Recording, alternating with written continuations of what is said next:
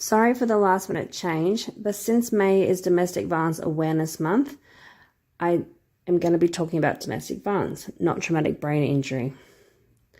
I am still going to share my story. It will be released in the second week of July. So what is domestic violence? We can often see a person who's just physically being bashed around by their partner. We're like, oh my gosh, that's a crazy situation for that person to be in. But it can also look very different from that. It could just be a person who has every single decision made by their partner. They're not allowed to make decisions about money or finances. They're not allowed to practice any of their spiritual beliefs that they want to. They're not allowed to even choose what kind of job or employment that they want. They're not allowed to make any kind of decision for their life, and they're constantly struggling with feeling just no value on themselves because their partner constantly criticizes and decides who they are. On the subject of domestic violence, in my role as a youth worker at Don Bosco House Youth Off the Streets in Sydney, we would see predominantly two types of young people making their way through the doors. The first being a kid that had experienced patterns of control and abuse, and the other kids were given limited or no boundaries at all. In my opinion, good parenting is finding the right balance between encouragement and discipline. That is definitely a difficult balance to find, but so important that we do not let our kids get away with just anything that they want, and that we encourage them when they are doing the right thing. Sadly, when a kid has been abused, they often become an abuser as an adult. And once a person is an adult, it becomes a lot more difficult for them to change. You definitely have to humble yourself to admit that you are the problem. You're not just a person hanging out with other people that have problems, but no, you have now become the problem. The traits of an abuser are difficult to find, as these people could be from any profession, any personality. They can come from all different cultures, religions, economic backgrounds, and occupations. They can be any gender or sexuality. They could be your neighbor, your child's teacher, your co-worker, your friend, or even your spouse. It's not always obvious or detectable when someone is an abuser, but they do have a set of common traits. They tend to deny or minimize the seriousness of the violence that they do on their victim or any family members that try and get involved in these situations. They objectify the victim and view them as their property or sexual object. They can appear successful, but internally they have very low self-esteem and feel powerless and inadequate. They put the blame on others or on their circumstances. For example, they may blame their own violent outbursts on stress, their partner's behavior, having a bad day, drugs, alcohol, or other factors. The funny thing is, they might not always be an abuser.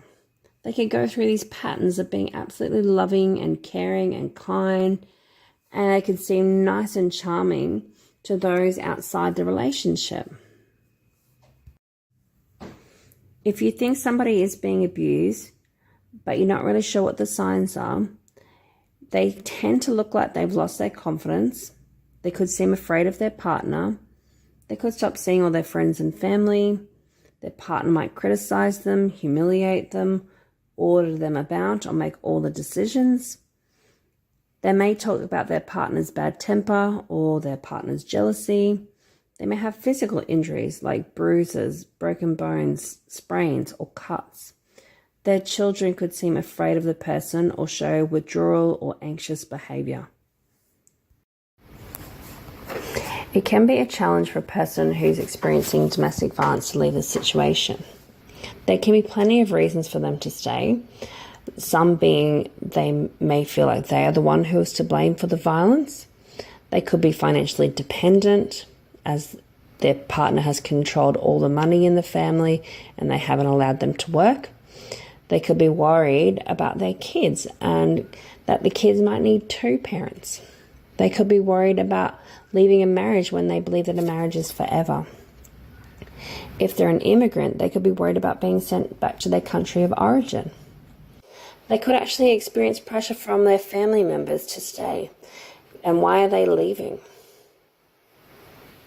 They can be scared of coping on their own.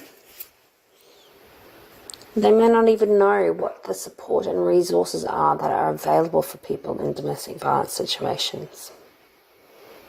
Particularly if they've gone out and about and they felt like these services haven't really helped them. They could be completely fearful that the person might come after them violently and potentially kill them or kill a family member or kill their own children if they are an extremely violent person.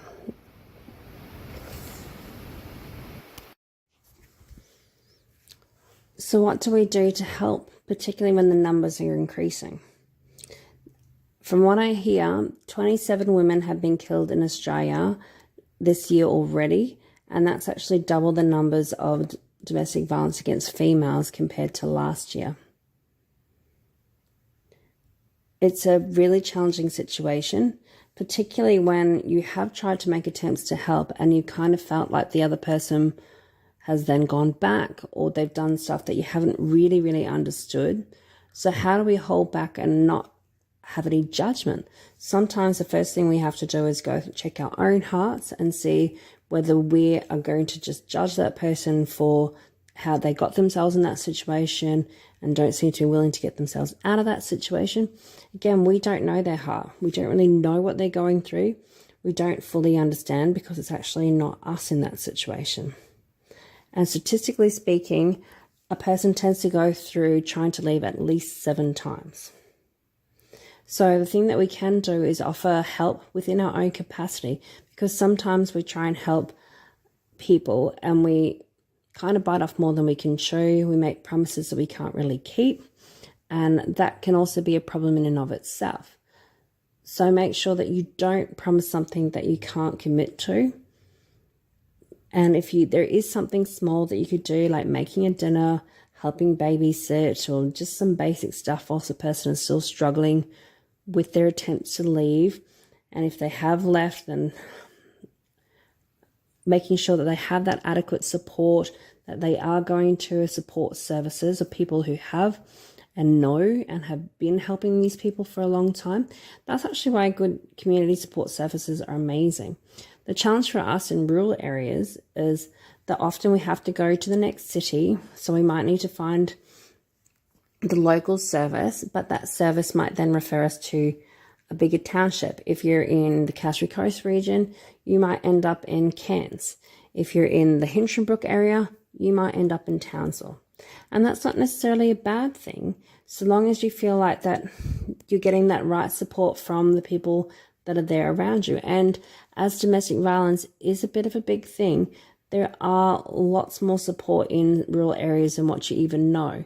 And it's up to them, those support services, to tell you what's available, because obviously they can't be too out there with what is available if that means that a person who is an abuser is going to come and find their victim. So yeah, I put at the bottom of this video just a few of our local places that you can go to find that support if you need it, or to find support for somebody that you feel might be going through this kind of challenging time.